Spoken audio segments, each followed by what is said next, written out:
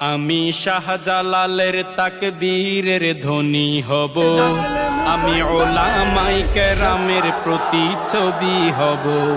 আমি স্বপ্ন দেখি আমি জনতার স্বপ্ন হব, তার স্বপ্ন হব।